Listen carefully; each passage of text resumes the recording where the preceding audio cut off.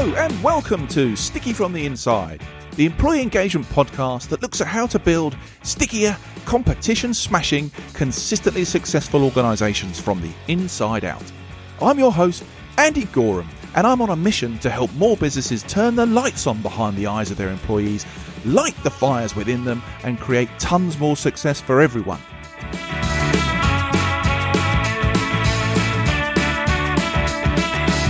This podcast is for all those who believe that's something worth going after and would like a little help and guidance in achieving that.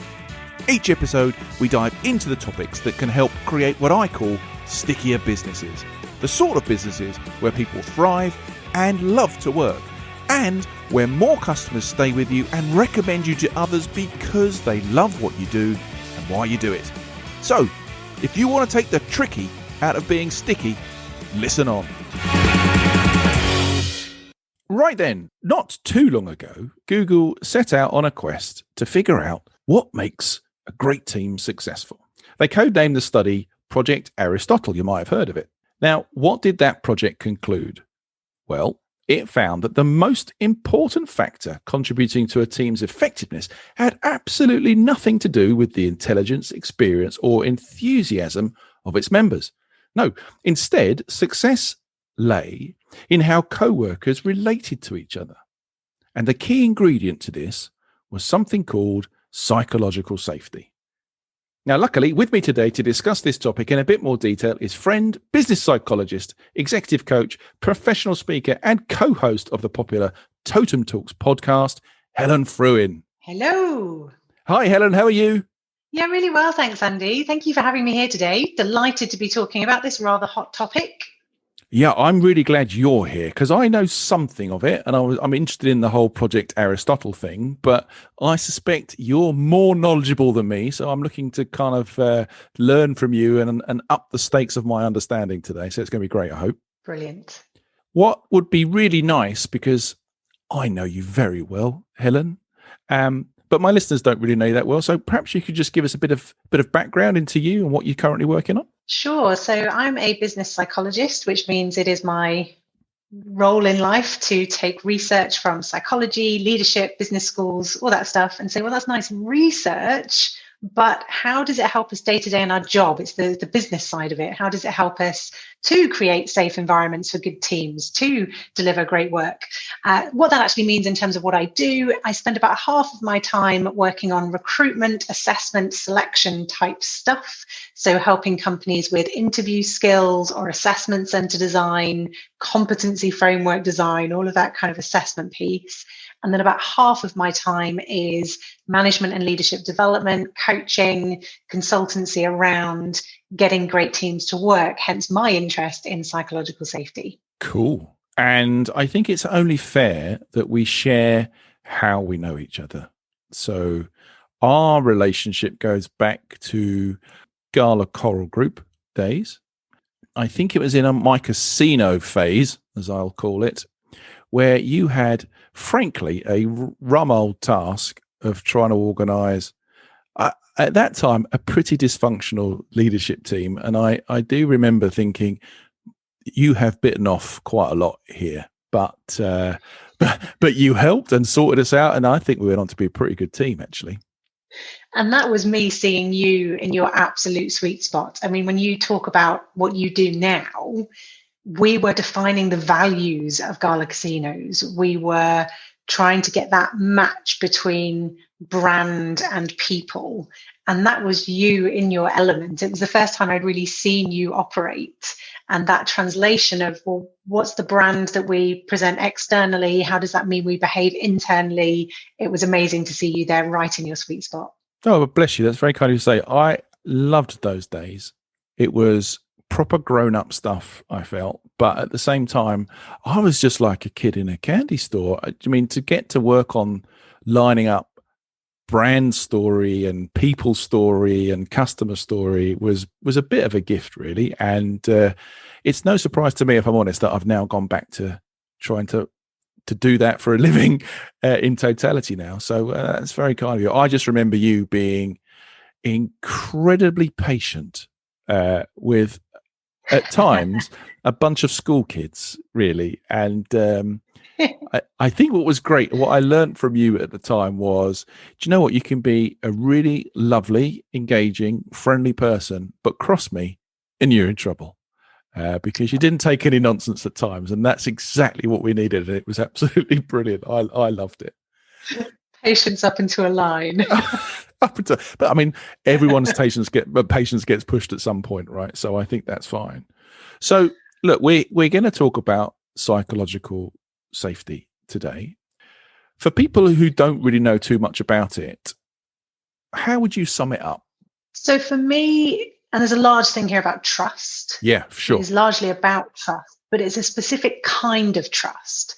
So it's not just for me to say, oh, Andy, I really like you and I trust you or I respect you. It's for me to say, Andy, when we're working together and I'm not sure how to do something, I feel safe. I feel that I can trust you to say, Andy, I'm not sure what I'm doing. Or, Andy, I messed up. Like something's gone really quite wrong. I think our customers might be upset. I think there could be a problem here. That I trust that, one, it's okay for me to speak up and do that. You're not going to fire me or shout at me or hang me out to dry. But also that then there's a kind of encouragement of, not only am I safe to do that, I'm even encouraged to do that. Because when I share my mistakes, when we can talk about failure in a really positive way, we can all learn from it. No, I think that's really important. And I mean, I see it myself in some of the work that I do. So if you take engagement surveys, for example, traditionally, those things have been made up of probably a mishmash of the Gallup 12 questions or some research from Aon Hewitt or whatever it might be.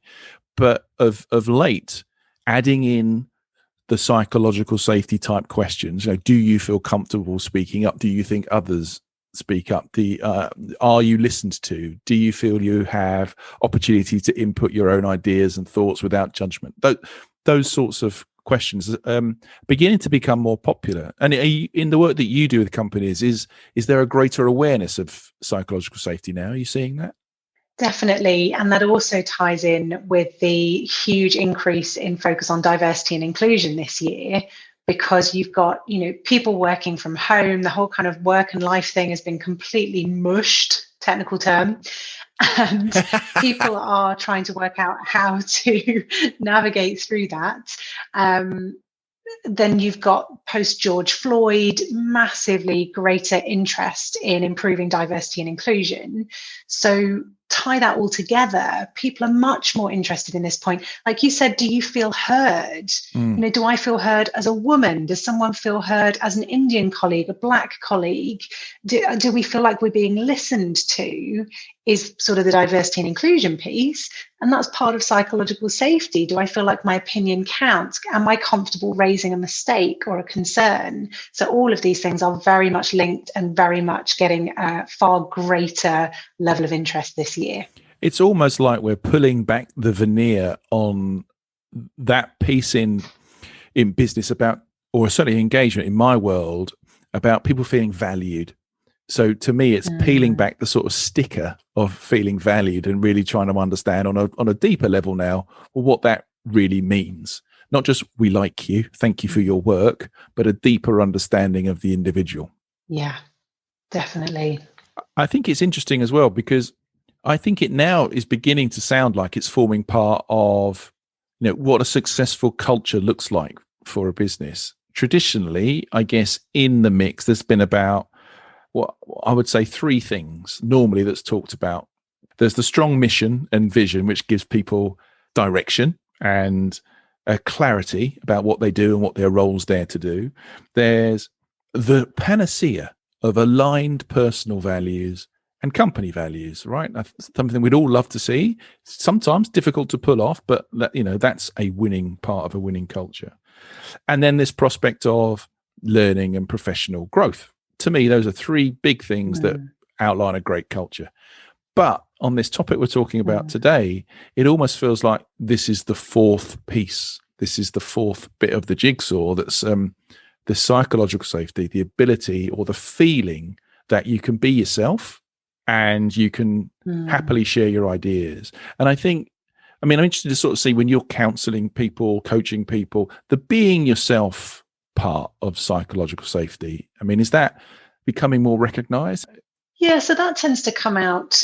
We wouldn't have talked about it previously as psychological safety. We'd have talked about imposter syndrome. Again, on the diversity and inclusion side, people not being heard, people feeling like they couldn't bring their whole self to work. And it's interesting when you talk about what you describe as the second aspects of culture in aligning personal values and company values. There's a lot more companies these days talking about their values being about helping their employees bring their whole self to work or be their best self. I see that a lot in the language from companies. And the imposter syndrome, I don't really know if I can be my whole self because I don't know if I'm good enough. That starts to play a huge part in this. So that I do see that part of can I be myself sits a little bit separate to can I raise concerns? Can I be honest about mistakes? Because can I raise concerns? Can I be honest about mistakes is about the safe environment that you create for me as my line manager. Can I be myself often comes down to limiting self-beliefs and imposter syndrome, lack of confidence. So there's perhaps some slight differences here in where the challenges are. No, I can absolutely see that. Sometimes when we talk about being yourself, and I think I've heard you talk about this on your own podcast, really, there's a work person and then there's a home person. And I don't know, maybe I'm just too simplistic, but whenever I look back, and I did look back at some of my personality profile stuff, right, from the past, and occasionally you get the conscious and unconscious self marks and they overlap them on grids, and you're supposed to see two different dots. I only ever see one dot, unfortunately, or fortunately, I'm not quite sure. As a business psychologist, I'm nervous to ask you whether that's an interesting thing or whether that's going to reveal too much. But I'm pretty much one of those individuals that I am what I am. I don't have a home persona and I don't have a work persona, but I recognize the fact that in an environment at work where I'm in, I guess, overwhelm or stress, whatever the right terminology is for that sort of stuff, that I don't quite behave the same way. Is that the same or different to the sort of conscious personalities or conscious behaviors that you would recognize? Yeah, so the difference between that, am I the same or different at work and at home? And the line on these products is always to say that there's no right or wrong. But after 20 years of doing these things, I would suggest that actually having consistency between you at work and at home is actually beneficial.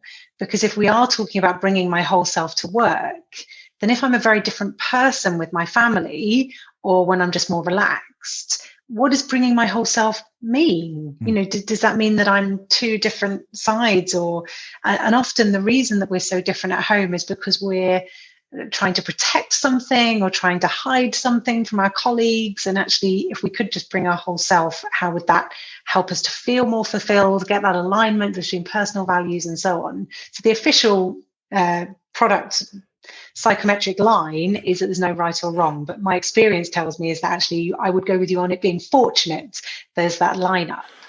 The fact then that you say sometimes I deal with situations differently, and if I'm in overwhelm that's going to affect me differently, we're all like that, right? We're all going to react to different situations in different ways, and depending on our mood or what happened yesterday, we might have a different reaction. That's just being a human being. Okay, so I do qualify as a human being. That's good to know. Congratulations. From a professional business psychologist, I have joined the human race today. That's one good thing to come out of this podcast episode. So thank you for that. I guess for me, I'm trying to think about the benefits really, because if I put myself in this situation, if I'm acting or I feel comfortable to be myself, it's less hard work, right? So if the psychological safety at work is working and I can be myself, I can share my full self, I'm going to feel better as a result in the long run, not just for the business, but for myself. I'm not having to dial up energies or different personas to kind of do stuff, which is tiring, right? And takes it out of you. Yeah. What are the sort of benefits that you recognize that businesses that have leapt on this stuff and are taking it seriously, what sort of things are they seeing? And what you're describing there is essentially a productivity issue, that if you're having to dial up your energy or work on coming across in a certain way, or if you're just, imagine we're trying to have this conversation now, and I've got a load of other things in my head, like, does my voice sound stupid on this podcast? Or who's going to want to listen to this podcast anyway? I don't know anything. If I've got all of that imposter syndrome junk running around my head, how am I going to have a good conversation with you? How am I going to do my best work? How am I going to write a decent email or manage a good project? So you've got an initial basic productivity point, that the more self-belief and imposter syndrome issues we have, the less productive we will be. So that feeling of safety, the feeling I can be myself, is a huge enabler of productivity. Then you've got everything else that comes from that. So because I haven't got that junk in my head, I can be more creative. I can be a better problem solver. I'm more likely to look outside of myself. We're so obsessed with ourselves. We're worrying about, what does everybody else think of me? Do they think I'm good enough? Am I going to get fired?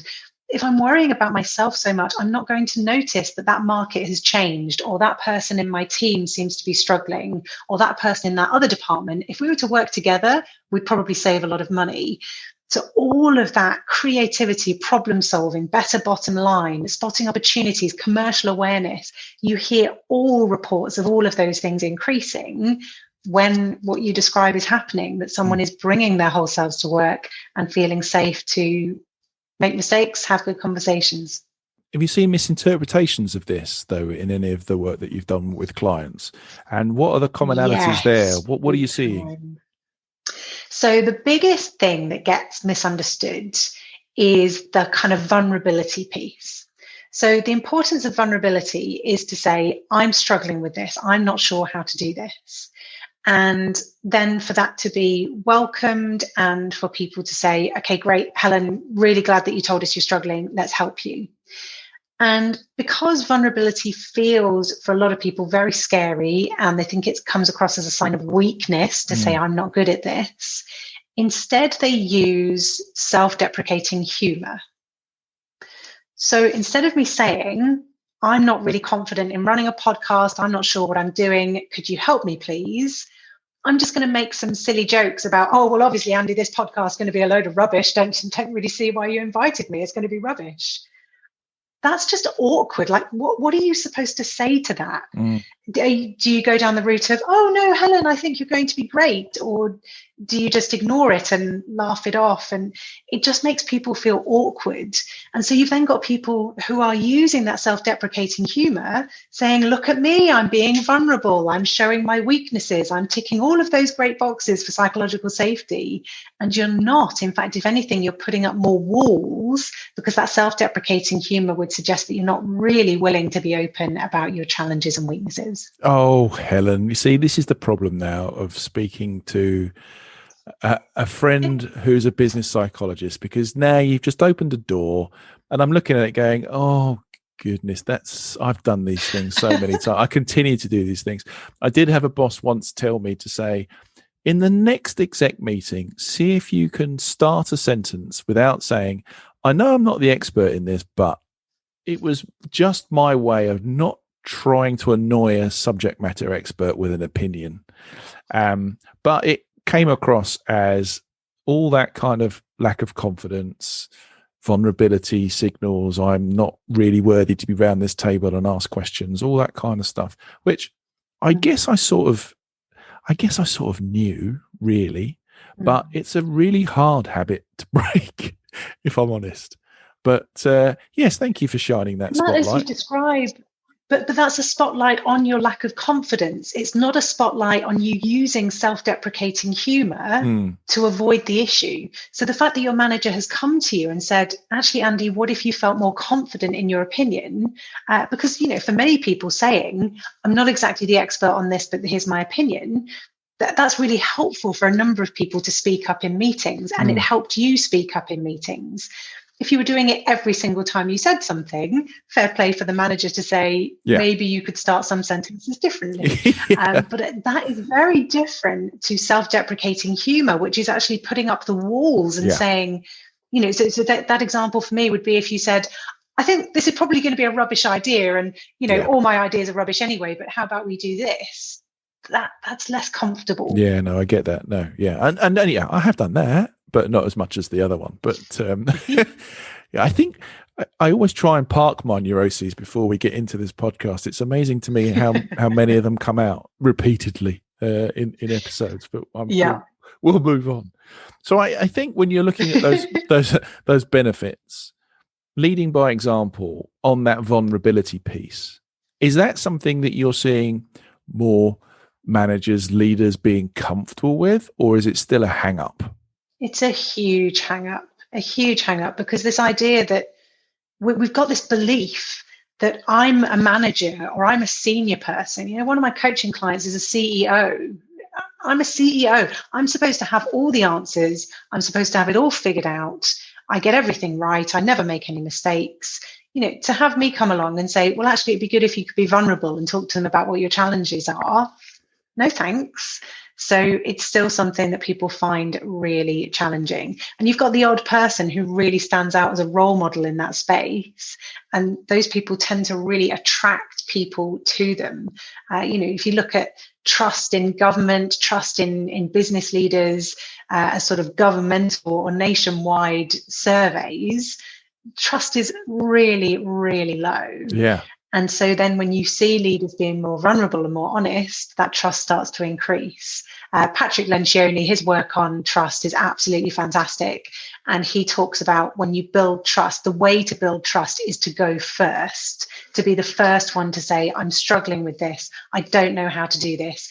We have an uncertain future. I don't know how it's going to go, but let's go together. To be the first person to be vulnerable is the only great way to build trust.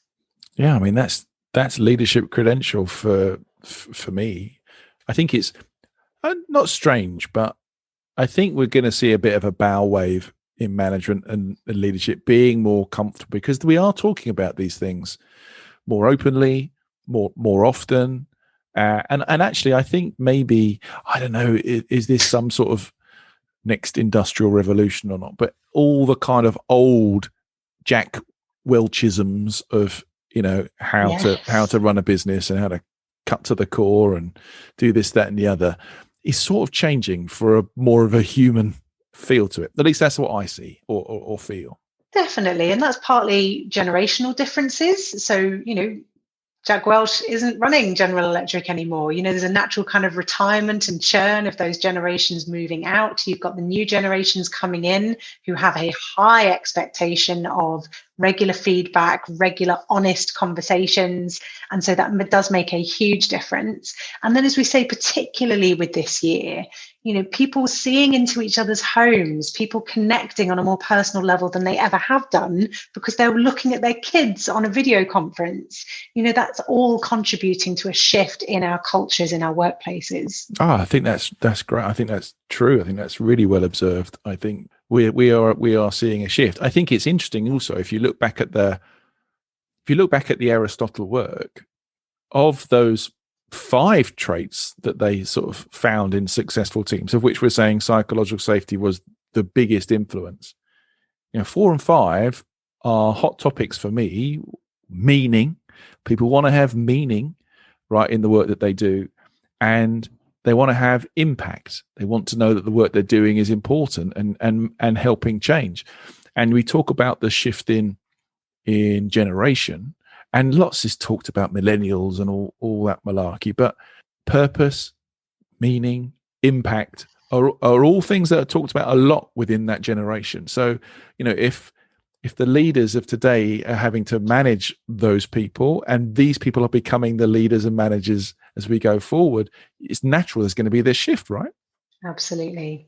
And it's a really good shift. There's a tendency with generational differences to always say, oh, why the generation like that? They need to change. They need to recognize that to get by in the workplace, you need to adjust. But basically, we moan about the next generation saying they need to be just like me. And every generation does that about the younger generation without fail.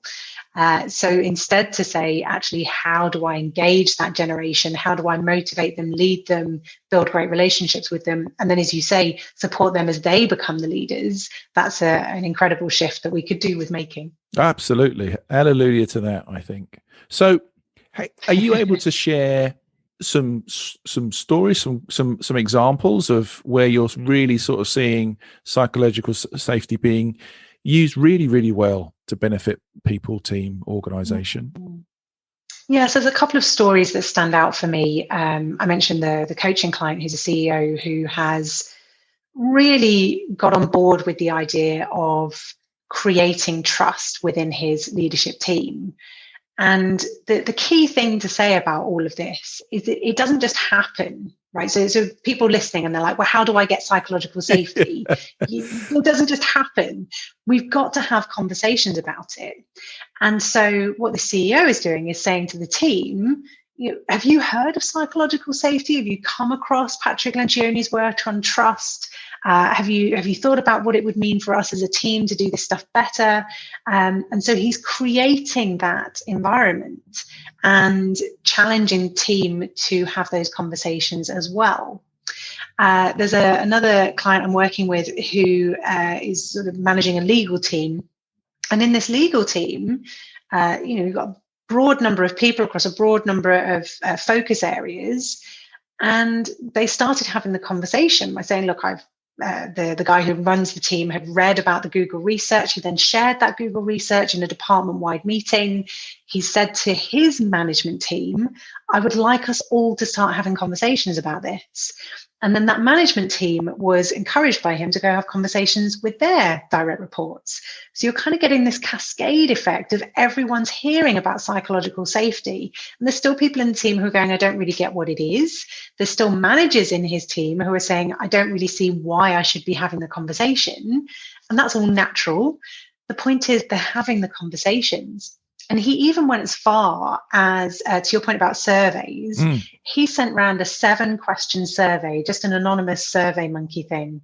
And everybody but one person in the team responded, which is incredible. Anybody who's ever administered a survey, you're lucky if you get like 50, 60% response rates. This was a 96% response rate. And by getting that data and understanding how comfortable are people feeling now and what could we be doing to support them further, it's just enabled more and more conversations. And then by me being able to go in and run some workshops around this as well, it started the conversation about, so if I wanted to say to you, Andy, I'm your line manager. When you make a mistake, how comfortable do you feel raising that with me? And when you've raised a mistake with me, how do I respond to you and how does that make you feel? There's all sorts of things here about, actually, if I'm a terrible manager and I make you feel utterly awful, you're probably not going to tell me that. Yeah. But at least if we're starting the conversation, I can start saying, look, I'm conscious. And I had this feedback myself. I was pretty disappointed, but not surprised to hear that a few years ago, one of my members of my team was very nervous about telling me when things went wrong, to the point where he would just hide things under the carpet. He did not want to tell me when he'd made a mistake because he knew I would absolutely flip. And that just highlights again the damage of not having psychological safety. How many of our team members are hiding problems under the carpet? What issue is that causing for our customers, our bottom line? So I was horrified, but not surprised. And then delighted to hear that because I've worked on that, he now feels a lot more comfortable coming to me and saying, I made this mistake. Here's how we're going to fix it. And that's great. So just starting this conversation is absolutely critical. Well done you for progress. I mean, go to the top of the class. That's great. I mean, I think, look, it's a bit like old-fashioned dating, these conversations, right? Let's have a chat first. Let's not leap straight in with the proposal, right? So I think just having the conversation, firstly, I'm still amazed how little conversations are had between manager and colleague in some businesses. I heard a story from a LinkedIn connection the other day who helps people with mediation work. And he was talking to an employee, a new employee a year ago, who in that year hasn't had a conversation with the manager. I mean, what? Mm-hmm. How's that even happen? I mean, it's a big organization. Okay, I get it. I bet it's complex, but really? Yeah.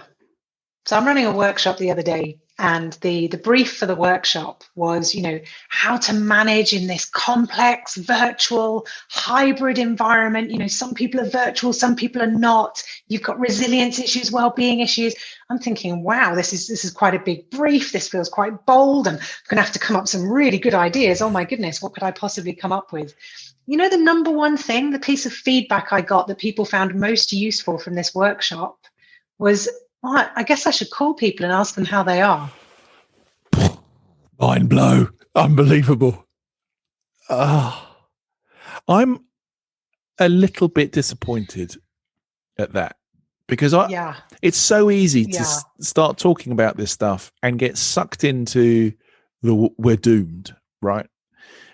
And that isn't the case, because there are brilliant people out there doing really simple and amazing things in all sorts of sizes and shapes of business.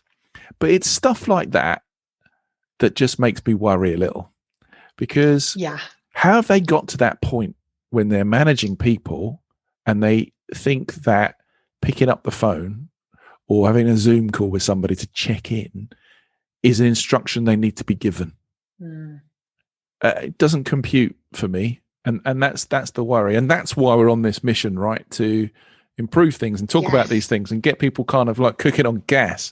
And talking about cooking on gas, I'm about to burn the food if I look at the timer on this conversation. But always happens, Helen, when I talk to you. Love talking to you.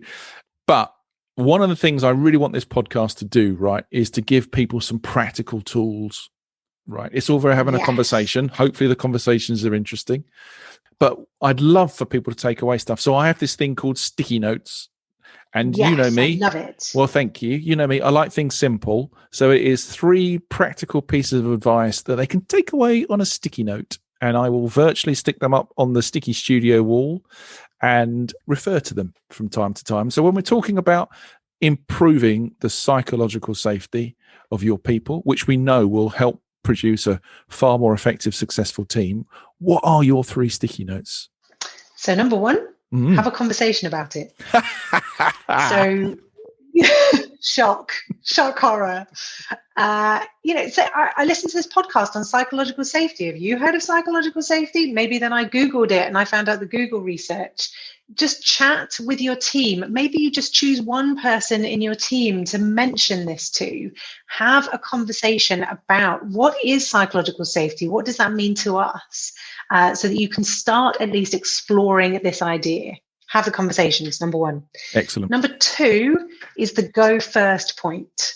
Start talking about your mistakes. Start talking about things that you're concerned about. Now, whenever we talk about vulnerability, people are like, well, I'm not just going to walk in. Hi, I'm Helen. I'm your new manager. And I've got to say, I've got no idea what I'm doing. I've never been a manager before. Not sure about this. No, of course, there's something about selective vulnerability here. So I'm not going to share all of that with you, but I could say, I'm looking forward to 2021, and I'm not quite sure how Brexit is going to affect us. I'm not quite sure what this department's going to look like, because we're going through this reorganization. And what we need to do together as a team is work out that together. That's me being a bit selective in my vulnerability to share something I'm not sure about, or to be honest about a mistake, or to be honest about things I'm not confident about, right? So you've shared, Andy, I was in that meeting. I didn't want to step on other people's toes. So point number 2 is go first in sharing your mistakes, your concerns, and so on. And point number 3 is catch people doing the good stuff. If someone does come to you and say, oh my goodness, Andy, I have made the biggest fluff up. I've got a problem. Congratulate them on coming to you. Thank them for coming to you immediately and letting you know there's a problem. If you hear someone call out in a team meeting, I'm sorry, I don't really understand what the strategy is. Could someone explain it to me, because I don't understand it? Thank you for being honest, because you can guarantee if you're not clear, then it's probably at least half of us are not clear. So catch people doing the good stuff, being honest, owning up to their mistakes. By catching people doing the good stuff, they're more likely to keep doing it. Brilliant. Top advice. They're on dusty pink sticky notes for you, Helen, on the wall. Nice. I think it's a nice touch. That. Yeah, cool. Helen, It's been an absolute joy talking to you. I always love talking to you. Thank you for sharing your wisdom and insights today. Really appreciated that. And take care, and I hope to see you soon. Brilliant. Thanks, Andy. Absolute pleasure. Thanks, everyone. So that was Helen. If you'd like to find out more about Helen and some of the stuff we've talked about, then please take a good look at the show notes.